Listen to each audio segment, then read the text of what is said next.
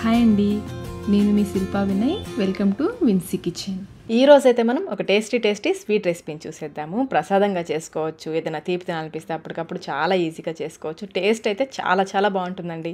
మనం చెప్పాను కదా, ఫ్రెండ్ ఇంట్లో భజన కార్యక్రమం జరిగితే ప్రసాదంగా చేసుకొని తీసుకెళ్ళానని. స్వీట్ వచ్చేసి ఈ సేమియా చక్కెర పొంగల్ తీసుకెళ్ళాను. అలాగే కొబ్బరి పులిహోర ఆల్రెడీ వీడియో అప్లోడ్ చేశాను కదా. ఈ సేమియా చక్కెర పొంగల్ కూడా అందరికీ చాలా బాగా నచ్చేసిందండి. మీరు కూడా ఒకసారి తప్పకుండా ట్రై చేయండి, చాలా బాగుంటుంది. సేమియా చక్కెర పొంగల్ కోసం ఇక్కడ నేను 3/4 కప్పు సేమియా తీసుకున్నాను. ఇది వచ్చేసి రోస్టెడ్ సేమియా. అలాగే 1/4 కప్పు పెసరపప్పు, రెండు కలిపి 1 కప్పు. పెసరపప్పుని 1-2 సార్లు శుభ్రంగా కడిగేసి కనీసం ఒక అరగంట పాటైనా నానబెట్టుకోవాలి. నానబెడితే త్వరగా ఉడుకుతుంది, అందుకని ఒక అరగంట పాటు, మీకు కుదిరితే 1 గంట పాటైనా నానబెట్టుకోండి. నేనైతే ముందే నానబెట్టేసాను. ఇందులో నీళ్ళు వంపేసుకుని పక్కన పెట్టేసుకోండి. ఇప్పుడు స్టవ్ పైన అడుగు మందం కలిగిన పెట్టేసుకుని ఇందులో 2.5 కప్పుల నీళ్లు పోసుకోవాలి. సేమియా కొలుచుకున్న కప్పుతో 2.5 కప్పుల నీళ్లు పోసేసి మూత పెట్టి ఈ నీళ్ళని మరిగించుకోవాలి.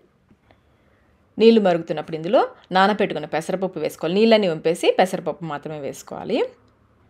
పెసరపప్పు వేసాక ఫ్లేమ్ని మీడియంలో పెట్టేసి ఇలా కలుపుకుంటూ మళ్ళీ ఈ నీళ్లు కొంచెం మరిగేంత వరకు ఉడికించుకోవాలి. చూడండి, లైట్గా మరుగుతున్నాయి కదా. ఇలా మరుగుతున్నప్పుడు మనం కొలిచి పెట్టుకున్న సేమియా వేసేసుకోవాలి. సేమియా వేసిన వెంటనే కలిపేసుకోవాలి. నేను రోస్టెడ్ సేమియా వేసాను కాబట్టి డైరెక్ట్గా వేసేసానండి. అదే మామూలు సేమియా వేస్తున్నట్లయితే 1 స్పూన్ నెయ్యిలో లైట్గా వేయించేసుకుని వేసేసుకోండి. మరి ఎర్రగా వేయించేది, లైట్గా వేయించుకుంటే సరిపోతుంది.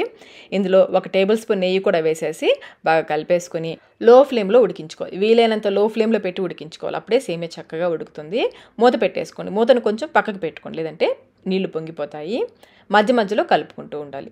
ఫ్లేమ్ అయితే బాగా లో ఫ్లేమ్లో పెట్టి ఉడికించుకుంటే మనకి చక్కగా ఉడుకుతుంది సేమియా.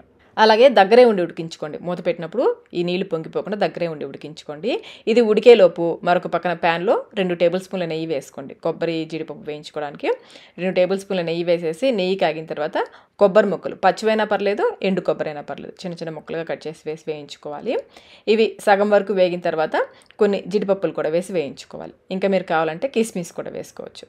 ఇవి బాగా ఎర్రగా వేయించేసుకొని పక్కన పెట్టేసుకోండి.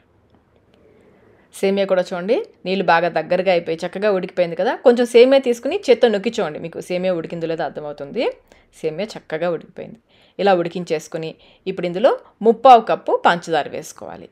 పంచదారకు బదులుగా మీరు బెల్లం కూడా వేసుకోవచ్చు. బెల్లం అయితే 1 కప్పు తురిమిన బెల్లం వేసుకోండి. ఇందులో 2 టేబుల్ స్పూన్ల నెయ్యి కూడా వేసుకోవాలి.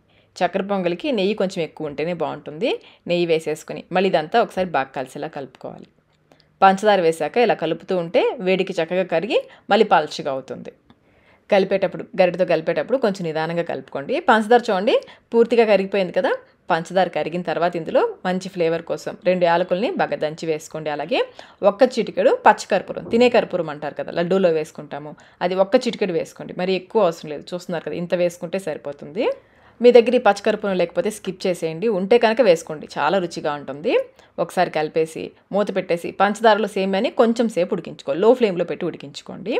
ఇది కొంచెం ఉడికిన తర్వాత మనం వేయించి పెట్టుకున్న జీడిపప్పు, కొబ్బరి ముక్కలు ఉన్నాయి కదా, అవి వేసేసుకుని స్టవ్ ఆఫ్ చేసేసుకోండి. ఈ సేమియాని మరి దగ్గరగా ఉడికించేది, కొంచెం పల్చగానే ఉండాలి. చూస్తున్నారు కదా, కన్సిస్టెన్సీ ఈ విధంగా ఉండాలి. అంతేనండి, సేమియా చక్కెర పొంగల్ రెడీ అయిపోయింది. చూస్తుంటేనే నోట్లో నీళ్ళు వచ్చేస్తున్నాయి కదా. టేస్ట్ కూడా చాలా అద్భుతంగా ఉంటుందండి. ఒకసారి అయితే తప్పకుండా ట్రై చేయండి. ట్రై చేసి మీకు టేస్ట్ ఎలా అనిపించిందో మాకు కమెంట్ రూపంలో తెలియచేయండి. వీడియో నచ్చినట్లయితే లైక్ చేయండి, మీ ఫ్రెండ్స్కి, ఫ్యామిలీ మెంబర్స్కి షేర్ చేయండి. ఇలాంటి మరిన్ని రెసిపీస్ కోసం మన విన్సీ కిచెన్ యూట్యూబ్ ఛానల్ని సబ్స్క్రైబ్ కూడా చేసుకోండి. Thank you.